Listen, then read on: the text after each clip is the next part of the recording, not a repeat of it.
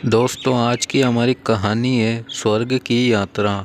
जब से बीरबल बादशाह अकबर के दरबार में शामिल हुआ था, तब से अकबर के दरबार के कुछ मंत्री खुश नहीं थे। अकबर ने बीरबल का पक्ष लेना शुरू कर दिया था। इससे सारे मंत्री बीरबल से ईर्ष्या करने लगे थे। वे लोग बीरबल को नीचा दिखाने के लिए शाही नाई की मदद लेने की सोची। नाई बहुत गरीब था, वहाँ मंत्रियों की इस बुरी प्लान में शामिल नहीं होना चाहता था, किंतु उनके द्वारा दिए गए सोने के सिक्कों के कारण वहाँ उनका विरोध न कर सका, इसलिए वहाँ मदद के लिए तैयार हो गया।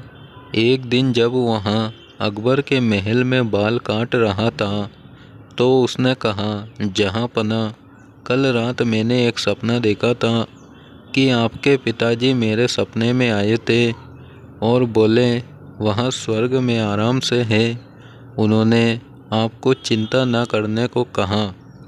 अकबर ने जब यह सुना तो वे उदास हो गए, क्योंकि जब वहाँ मरे थे तब वे बहुत छोटे थे।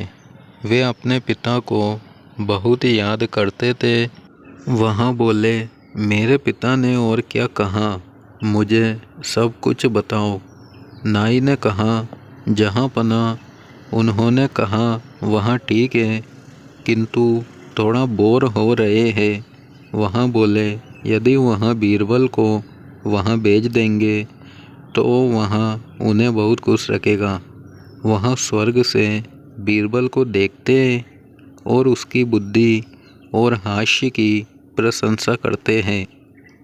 अकबर ने बीरबल से कहा, प्रिय बीरबल, मैं तुमसे बहुत खुश हूँ, किंतु अपने पिता के पास तुमको बेचते हुए मुझे बहुत दुख हो रहा है, जो स्वर्ग में खुश नहीं है।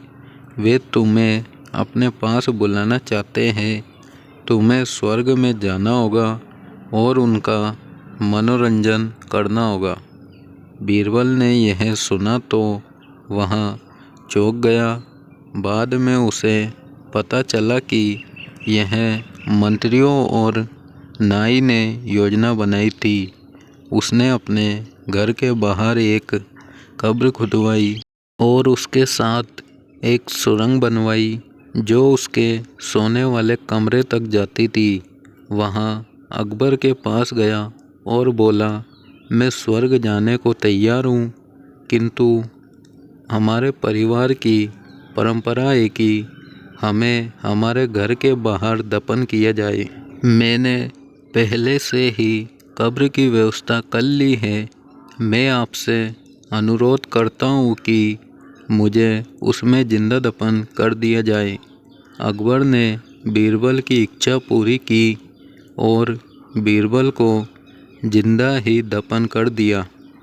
बीरबल सुरंग के रास्ते घर पहुँच गया। 3 सप्ताह बाद वहाँ अकबर के दरबार में गया। हर कोई बीरबल को देखकर हैरान था। अकबर ने कहा, तुम स्वर्ग से कब वापस आए? मेरे पिताजी कैसे हैं? और तुम इतने खराब कैसे दिख रहे हो? बीरबल बोला, महाराज, आपके पिताजी ठीक हैं।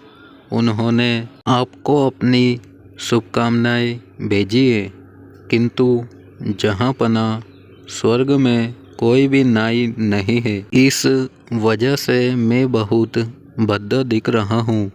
यदि आपकी कृपा हो तो शाही नाई को आपके पिताजी के पास भेज दिया जाए, जिससे उनको खुशी मिले। सम्राट ने तुरंत आदेश दे दिया कि नाई को तुरंत जिंदा दफन कर स्वर्ग भेजा जाए। नाई अकबर के पैरों में गिर पड़ा और क्षमा मांगने लगा। उसने सब कुछ जहाँपना को बता दिया।